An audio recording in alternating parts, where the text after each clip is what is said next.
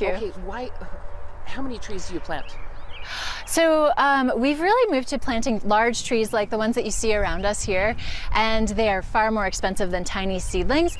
But in Utah, with the needs that we have that are so great in our urban areas, putting in big trees in parks so that they'll survive is really important. And, so we're planting over 5,000 trees a year, up to 10,000 trees a year, just depending on how many projects we can put together. Wow, and you have volunteers who help. We do. We have over 3,500 volunteers currently who come to projects to help plant trees. In what area? All throughout the state of Utah. So, home for most of my staff is Salt Lake County, but we're spread out actually all over the state, and we do projects, probably 25 projects a year outside of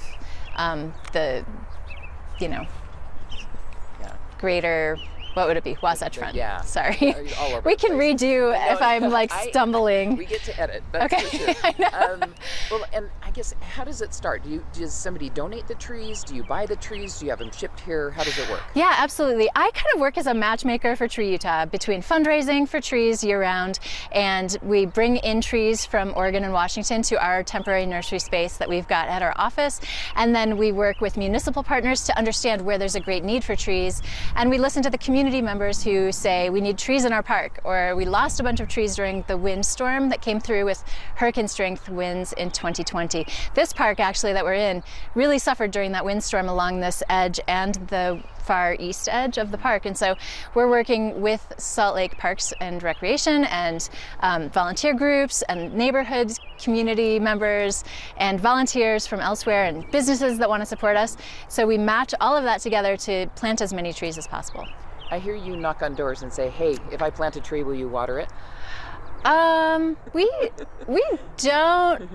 We actually don't. Like Salt Lake City plants trees, okay. And with people in their park strips. Okay. Tree Utah actually right now is mostly just focusing on parks, schoolyards, open lands, places where we've got public infrastructure and we've got green space in the form of grass a lot of times, but not necessarily all the trees. So Tree Utah can be an additive force and really bring more trees to these public spaces and create three-dimensional green space that we all need to really cool off our cities, make a difference in air quality, and make our communities a healthier, happier place to live. Yeah, I was just going to ask, what are the benefits of having more trees? Absolutely. Heat islands are a real issue throughout the Wasatch Front and throughout Utah, and we really want to help make an impact. When you create three-dimensional green space in the form of trees, you've got air filters, you've got water filters underground with the root structure, you've got cooler places to live. The more green infrastructure we have around us, the happier and healthier humans are, as well as habitat for other creatures like the birds and animals around us. It even helps with flooding, huh? Oh, it does, yeah. Stormwater uptake is something trees do. So when you do get that flash flooding coming through, if you've got trees in your infrastructure around you in a city, they pick up a lot of that stormwater and turn it into great green infrastructure, and then they need less water than before. And actually, from what I understand, trees actually make you need less water for your grass. Yeah. They really work together. You want to create an ecosystem around you that's working together to shade and cool off the area. The hotter an area is, the more water you're going to need for it. And so you can create really great tree-specific areas that make a huge impact in whole neighborhoods and schoolyards, parks, and in your own yards as well. What do you get out of it? I have lived on the west side of Salt Lake for the last 22 years. I really love the green corridors that we have, like along the Jordan River, but I think that we all deserve to have really green neighborhoods all around us, and I love making a difference, planting trees, making this a healthier place to live. And you meet people like yes. Zara and Zelda. Yes, I know. They're wonderful, and there's neighbors all around where we plant. We love to engage people and get communities involved whenever possible when we're planting, to really understand what the needs are, understand what people's concerns are, get trees planted in the places that they need to be, not, just like, I don't know. I lost my train of thought. They're engaged. Yeah, and we always love to engage volunteer groups. wherever we go, we talk to community members, we get more and more groups involved, more and more businesses involved. It's really a collective effort so that we can add more trees into our communities all over the state. Do you, why do you care? These are trees. This is kind of silly, right? Yeah. I personally care because I started volunteering with Tree Utah when my son was little, and it was a way for me to engage in the community and continue my efforts to volunteer and do something and make a difference beyond just going to work every day, and join in with people. He could run circles around me or bring his little bulldozer toy and see the participation happening in the community.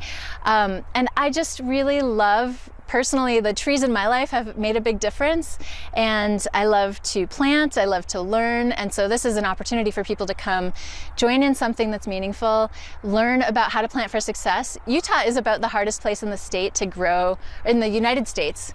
Utah's about the hardest place in the whole world to grow trees. We've got extremes of cold, extremes of heat, extreme windstorms, all kinds of things that lead to a hardship for trees to get established. And they make such a huge difference in our neighborhoods especially. I think it's really meaningful to join in, figure out what it takes, learn the tips and tricks that Tree Utah teaches along the way. We're planting more trees and we're educating people along the way so that we all can care for trees around us in better ways. So probably the more trees you plant, the less difficult it is to grow them. Yes, absolutely. If you have a single tree in a piece of land, it's going to suffer a little more than if you create more of an ecosystem and think about how they work together. We also add beneficial mycorrhizae to the root mass of our trees when we prepare the root ball before planting, and that helps to get nutrients to the roots of the trees. It helps the roots spread out and communicate even with other trees around them more. And really, we're always thinking about the entire neighborhood, the entire ecosystem, the entire community, not just tree here, tree here. It's really the community effect all around. You started to go there, but it's not just about the trees. It sounds like it's a lot to do with the people and what they put in and what they get out. Absolutely. And we focus especially on the west side of Salt Lake like we're here, but statewide we're looking for areas that really don't have as many trees because people see the health benefits of having trees around them, both mental health, physical health.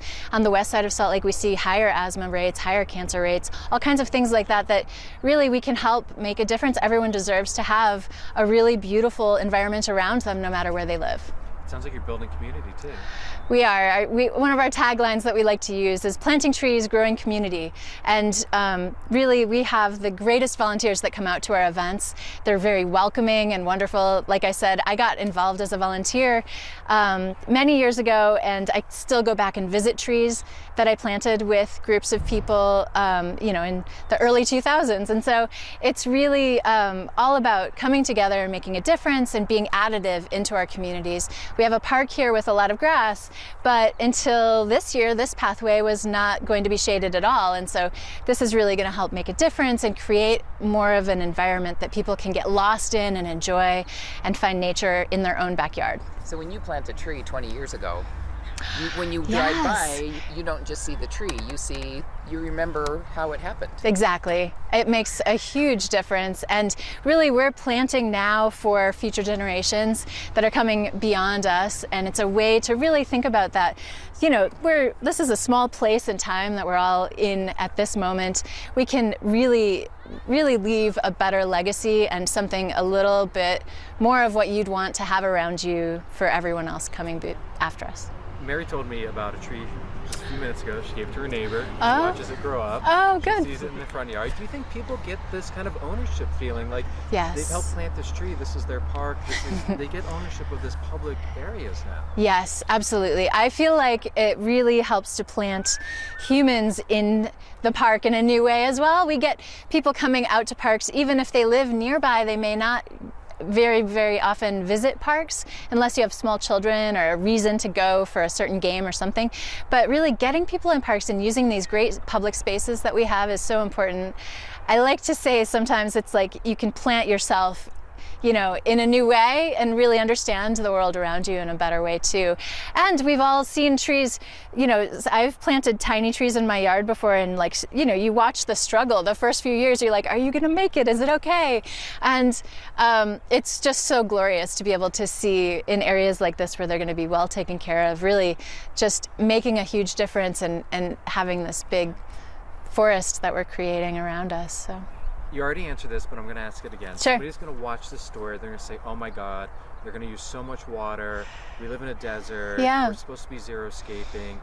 Tell us succinctly just the benefits of having a tree instead of grass or turf. Absolutely. So, I mean, watering grass actually takes more water than watering treed areas. They shade the area, cool everything off, and you get less evaporation. Trees do need water, and you can come up with ways to do xeriscaping with trees. I like to talk about three-dimensional green space, because not only, you know, lots of times we think about xeriscaping and it gets maybe a little dumbed down into just like a bunch of rocks or something so simplistic, and it's creating more problems like heat islands around us, or zones for, you know, only the toughest weeds to come into.